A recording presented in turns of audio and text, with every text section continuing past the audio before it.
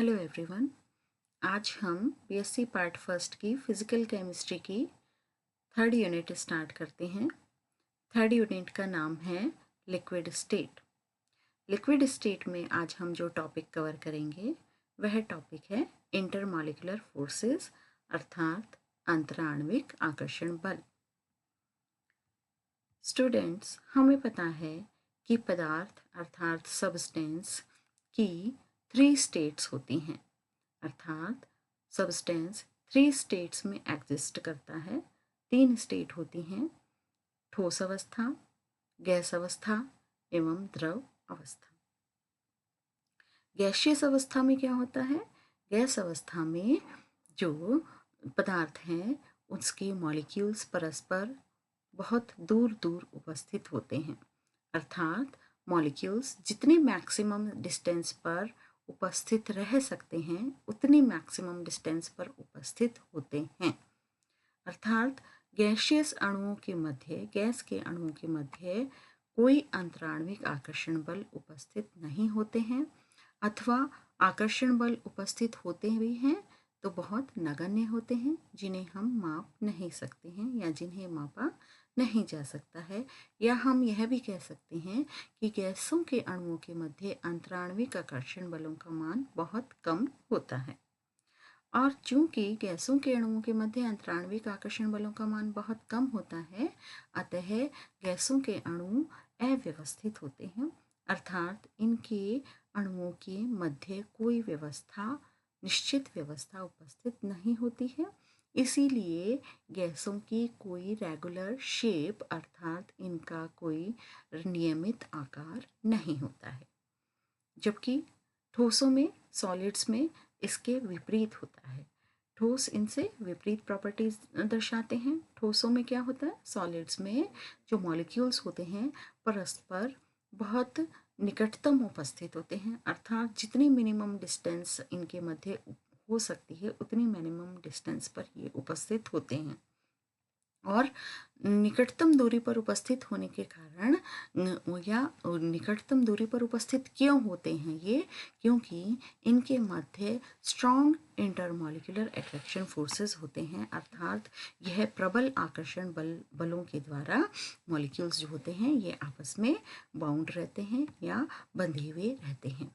और प्रबल आकर्षण बलों के कारण ही इनके अणु एक ऑर्डर्ड अरेंजमेंट में अर्थात एक निश्चित व्यवस्था में उपस्थित होते हैं, अर्थात एक नियमित इनका आकार होता है, इनकी नियमित जो है वो शेप होती है, यानी कि इनका नियमित आकार होता है। जबकि द्रव के जो अणु होते हैं या द्रव जो होती हैं, द्रव प्रावस्था, इनकी जो प्रॉपर्टीज़ होती है, द्रव प्रावस्था की प्रॉपर्टीज़, ये प्रॉपर्टीज़ गैस प्रावस्था एवं ठोस प्रावस्था के मध्य की होती है, यानी इनके बीच की होती है।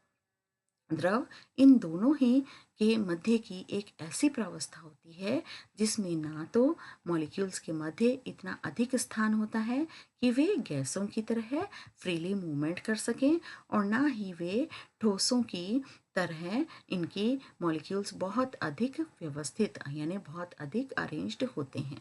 उनका साइज यानी उनका शेप जो होता है, आकार, यह भी निश्चित नहीं हो पाता है। अर्थात लिक्विड्स जो होते हैं इनके मॉलिक्यूल्स इतने अधिक व्यवस्थित, इतने अधिक ऑर्डर्ड मैनेजमेंट अरेंजमेंट इनका नहीं होता है कि इनका साइज डेफिनेट हो जाए, अर्थात निश्चित हो जाए। द्रव प्रावस्था यानी लिक्विड फेज जो होती है, लिक्विड स्टेट जो होती है, वह सॉलिड व गैस के दोनों के साथ इक्विलिब्रियम में उपस्थित होती हैं, यानी दोनों के साथ साम्य में उपस्थित रहती हैं।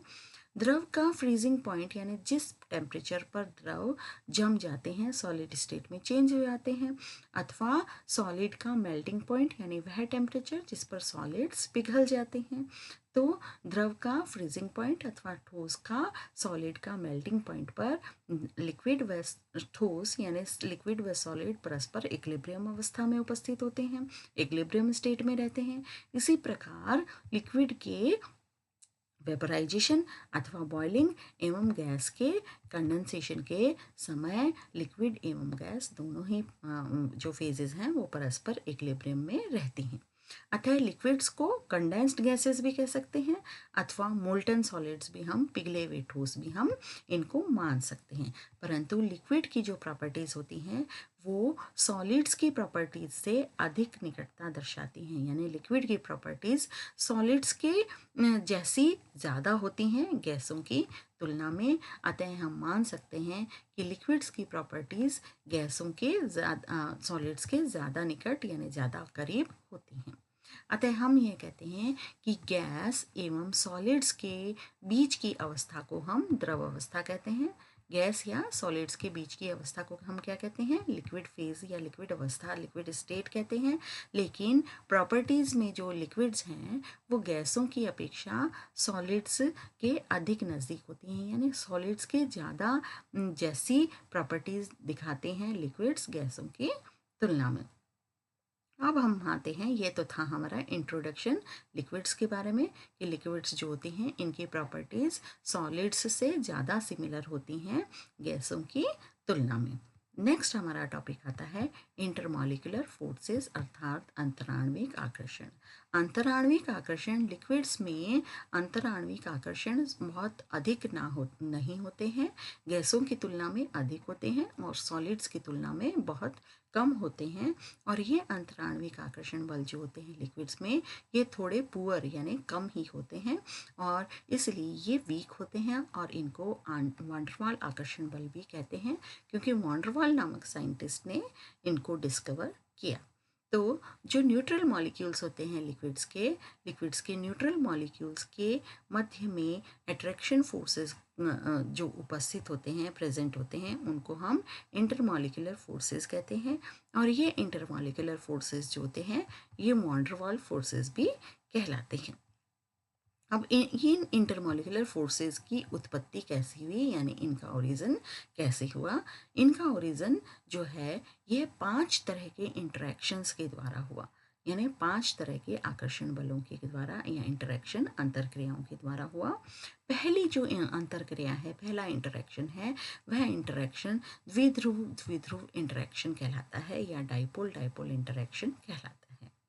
पोलर मॉलिक्यूल्स जो होते हैं अर्थात ऐसे मॉलिक्यूल्स जिनमें जिनके अणु जो होते हैं, ऐसे मॉलिक्यूल्स जिनके अंदर पार्शियली पॉजिटिव और पार्शियली नेगेटिव चार्जेस उपस्थित होते हैं, यानी यह आंशिक ध्रुवीय होते, आंशिक धनात्मक एवं आंशिक ऋणात्मक इनके आवेश होते हैं इनके अणुओं के मध्य। ऐसे अणु कैसे क्या कहलाते हैं? ध्रुवीय अणु कहलाते हैं। तो पोलर मॉलिक्यूल्स के मध्य में डाइपोल बन जाता है और इस डाइपोल के कारण डाइपोल उपस्थित होता है, द्विध्रुव होता है और इस ध्रुव के कारण इन मॉलिक्यूल्स में अट्रैक्शन फोर्सेस प्रोड्यूस हो जाते हैं, यानी अट्रैक्शन फोर्सेस उत्पन्न हो जाता है।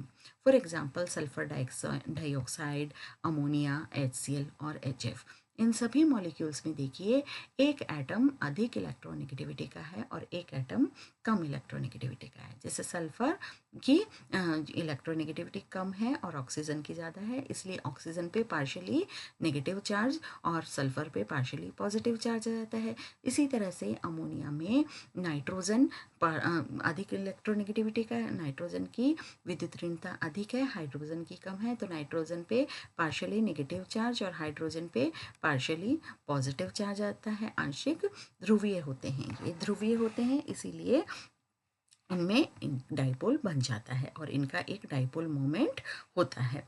तो मॉलिक्यूल में जितना अधिक डाइपोल उपस्थित होता है उतना ही उनका डाइपोल मोमेंट होगा और उतना ही डाइपोल मोमेंट होने के कारण उनके मध्य अट्रैक्शन फोर्सेस भी उतने ही अधिक होते हैं, यानी अणुओं के मध्य आकर्षण बल उतने ही अधिक होते हैं। सेकेंड टाइप की जो इंटरेक्शन है वो आती है डाइपोल इंड्यूस्ड डाइपोल इंटरेक्शन, अर्थात एक तो अणु डाइपोल की तरह एक्ट करता है, अर्थात उसमें पार्शियली नेगेटिव पोल और पार्शियली पॉजिटिव पोल पाया जाता है। दूसरा मॉलिक्यूल जो होता है वो न्यूट्रल होता है, पर यह न्यूट्रल तो होता है, उदासीन तो होता है, परंतु जब ये डाइपोल मॉलिक्यूल के कॉन्टैक्ट में आता है, ऐसे पोलर मॉलिक्यूल के कॉन्टैक्ट में आता है, तो इनके पोलर एंड्स के कारण यानी ध्रुवीय किनारों के कारण इनका जो अंदर का चार्ज है वो भी इम्बैलेंस हो जाता है और ये भी एक डाइपोल की तरह व्यवहार करने लग जाते हैं, अर्थात इनमें भी एक डाइपोल इंड्यूस हो जाता है, यानी द्विध्रुव जो होता है वह प्रेरित हो जाता है। तो जब एक पोलर मॉलिक्यूल के संपर्क में कोई नॉन पोलर या उदासीन अणु आता है, न्यूट्रल मॉलिक्यूल आता है, तो वह भी इंड्यूस होकर पोलर बन जाता है। और इस प्रकार एक पोलर मॉलिक्यूल एवं एक इंड्यूस्ड डाइपोल मॉलिक्यूल के मध्य में इंटरेक्शन होता है और इस प्रकार से वॉन डर वाल फोर्सेस इनके मध्य उत्पन्न हो जाते हैं और इस तरह के इंटरेक्शन को हम डाइपोल, इंड्यूस्ड डाइपोल कहते हैं। नेक्स्ट टाइप का जो इंटरेक्शन है, थर्ड टाइप का इंटरेक्शन, वह इंटरेक्शन इंड्यूस्ड डाइपोल इंटरेक्शन कहलाता है, अर्थात प्रेरित द्विध्रुव अंतरक्रिया कहलाते हैं। इसे हम प्रकीर्णन बल यानी डिस्पर्शन फोर्सेस भी कहते हैं। इस प्रकार का जो इंटरेक्शन से जो फोर्स बनता है वह फोर्स प्रकीर्णन बल यानी डिस्पर्शन फोर्स कहलाता है, अथवा इसको हम लंदन बल भी कहते हैं यानी लंदन फोर्सेस भी कहते हैं, क्योंकि लंदन नामक साइंटिस्ट ने इस बल को खोजा। किसी भी पूर्ण रूप से सिमेट्रिकल अणु यानी पूर्ण रूप से सममित अणु अथवा परमाणु में जो एवरेज डाइपोल मोमेंट होता है वो कितना होता है? 0 होता है। फॉर एग्जांपल CO2 मॉलिक्यूल है, CO2 सिमेट्रिकल है, लीनियरली सिमेट्रिकल है, अर्थात एक रेखिक अणु है। रेखिक अणु होने के कारण, सिमेट्री होने के कारण, सममित होने के कारण इसका डाइपोल मोमेंट कितना होता है? 0 होता है। फॉर एग्जांपल नोबल गैस की जो मॉलिक्यूल्स जो होते हैं या नोबल गैस जो होती है मोनोएटमिक गैसेस होती हैं, अर्थात एक परमाणविक गैस होती हैं और इनके अणुओं का भी डाइपोल मोमेंट कितना होता है? 0 होता है। किंतु नोबल गैसेस के अणुओं में किसी भी क्षण यानी किसी भी एक मोमेंट के लिए इलेक्ट्रॉन द्वारा कोई एक विशेष स्थान ग्रहण कर लिया जाता है और वे एक विशेष प्लेस पे जाने के कारण इनके जो मॉलिक्यूल या एटम हैं इनमें चार्ज का इम्बैलेंस किसी थोड़े से टाइम के लिए यानी कुछ क्षणिक चार्ज का इम्बैलेंस यानी असंतुलन आ जाता है और जिससे उस क्षण के लिए वह एक डाइपोल की तरह प्रेरित हो जाता है, डाइपोल के रूप में इंड्यूस हो जाता है। और जब यह इसमें डाइपोल इंड्यूस हो जाता है तो यह क्या कहेगा? यह एक इंड्यूस डाइपोल की तरह एक्ट करने लगेगा और यह इंड्यूस डाइपोल उसी क्षण उसके पास में उपस्थित जो दूसरा मॉलिक्यूल है उस दूसरे मॉलिक्यूल को भी डाइपोल के रूप में इंड्यूस कर देता है और डाइपोल के रूप में इंड्यूस कर देता है तो दोनों ही जो है वो इंड्यूस डाइपोल इंटरेक्शन के कारण इनमें फोर्स उत्पन्न हो जाता है और यह उत्पन्न फोर्स क्या कहलाता है? यह लंदन फोर्स या डिस्पर्शन फोर्स कहलाता है और यह जो होता है इस तरह का फोर्स मैग्नीट्यूड में बहुत कम होता है, यानी इसकी वैल्यू होती है इस फोर्स की बहुत कम होती है, यानी यह फोर्सेस जो होते हैं ये लंदन फोर्सेस कहलाते हैं। इंड्यूस डाइपोल इंटरेक्शन के कारण यह उत्पन्न होते हैं। फोर्थ टाइप का जो इंटरेक्शन होता है वह कहलाता है आयन डाइपोल इंटरेक्शन यानी आयन डाइपोल फोर्सेस कहलाते हैं। फॉर एग्जांपल जैसे सोडियम क्लोराइड को यदि हम वाटर में यानी एक पोलर सॉल्वेंट में जब हम किसी भी सॉल्ट को डिसॉल्व करते हैं तो उस सॉल्ट के पॉजिटिव आयन और नेगेटिव आयन उस सॉल्वेंट में उपस्थित होते हैं और ये जो आयन है ये पॉजिटिव आयन जो होता है वो सॉल्वेंट के नेगेटिव एंड्स के द्वारा घिर जाता है और जो नेगेटिव आयन है वो सॉल्वेंट के पॉजिटिव एंड से घिर जाता है चारों तरफ से। तो क्या करते हैं इनमें ऐसे बल जो कि आयन एवं पोलर मॉलिक्यूल्स या डाइपोल मॉलिक्यूल्स के मध्य पाया जाने वाला बल होता है और फॉर एग्जांपल जल एवं पोलर सॉल्वेंट में आयनिक यौगिकों की विलेयता इन्हीं बलों के कारण होती है। तो यहाँ देखिए ये सोडियम आयन है जो कि पॉजिटिवली चार्ज्ड है और इसको वाटर के नेगेटिव एंड्स ने यानी जल के जो द्विध्रुवीय अणु होता है बाइपोलर मॉलिक्यूल होता है बाइपोलर के नेगेटिव एंड्स यानी ऑक्सीजन एंड की तरफ से इसको चारों तरफ से घेर लिया जाता है और इसलिए आयनिक सॉल्वेंट्स की जो पोलर सॉल्वेंट्स होते हैं उनमें सॉल्युबिलिटी को हम एक्सप्लेन कर सकते हैं। नेक्स्ट टाइप का जो फोर्स है फिफ्थ टाइप का इंटरेक्शन या फोर्सेस जो होते हैं उनको किज्म फोर्सेस भी कहते हैं। किज्म नामक साइंटिस्ट ने इनको डिराइव किया था। और ये फोर्सेस जो होते हैं ये किस इंटरेक्शन के कारण बनते हैं? यह आयन और इंड्यूस्ड डाइपोल के कारण ओरिजिनेट बनते हैं।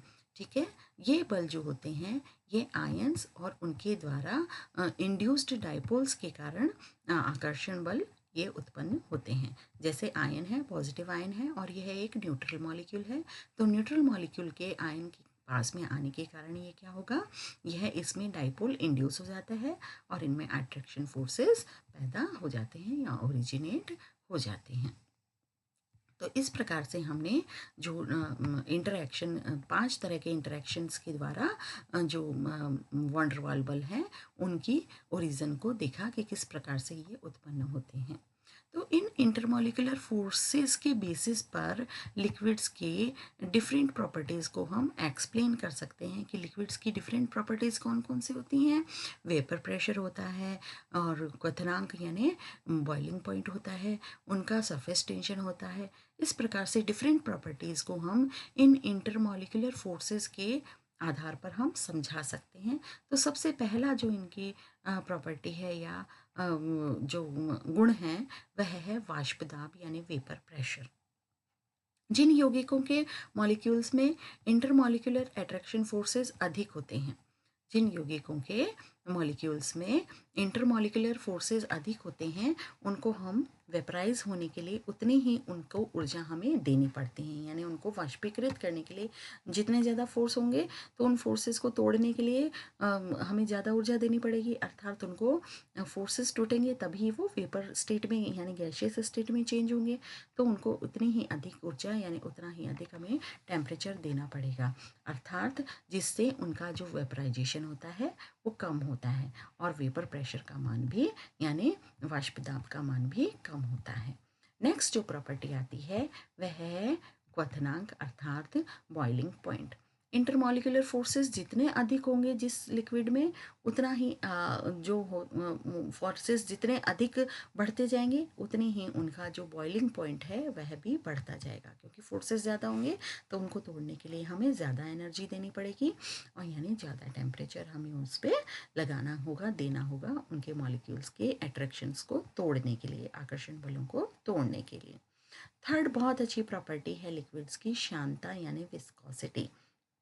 शांता भी क्या होती है, अगर लिक्विड्स के मध्य में इंटरमॉलिक्यूलर फोर्सेस अधिक होंगे तो उनकी विस्कोसिटी भी बढ़ती है, विस्कोसिटी भी अधिक होगी और विस्कोसिटी की वैल्यू बढ़ने पर क्या होगा, उनके अट्रैक्शन फोर्सेस जो होते हैं वो अट्रैक्शन फोर्सेस क्या करेंगे, उन अट्रैक्शन फोर्सेस उन अणुओं को, उन मॉलिक्यूल्स को फ्रीली फ्लो नहीं होने देते हैं और फ्री फ्लो नहीं होते हैं वही अधिक विस्कस यानी अधिक शान द्रव होते हैं। ऐसे द्रव जो कि फ्री फ्लो नहीं हो पाते हैं तो उनको बहने में फोर्स लगता है, बहने में जो रोक लगती है वह रोक जो होती है वह विस्कोसिटी के कारण ही होती है। तो ज़्यादा फोर्सेस होंगे तो उनकी विस्कोसिटी ज़्यादा होगी, उनकी शांता ज़्यादा होगी। चौथा और लास्ट उनका लिक्विड्स का बहुत इंपॉर्टेंट कैरेक्टर है सरफेस टेंशन अर्थात पृष्ठ तनाव। लिक्विड्स के सरफेस टेंशन भी जो होते हैं वह अणुओं के मध्य आकर्षण बलों पर निर्भर करते हैं, अर्थात जिन अणुओं में आकर्षण बल अधिक होते हैं, आकर्षण बल ज़्यादा होते हैं, उनके सरफेस टेंशन भी अधिक होते हैं। तो अधिक पृष्ठ तनाव जो द्रव के अणु दर्शाते हैं उन द्रवों के जो आकर्षण बल होते हैं उनमें उच्च होते हैं। तो इस प्रकार से आज हमने इंटरमॉलिक्यूलर फोर्सेस के बारे में पढ़ा, अंतराण्विक बलों के बारे में पढ़ा, लिक्विड्स की एक बहुत स्पेसिफिक प्रॉपर्टीज़ जो होती हैं उनके बारे में पढ़ा। आज का लेक्चर हम यहीं समाप्त करते हैं। धन्यवाद।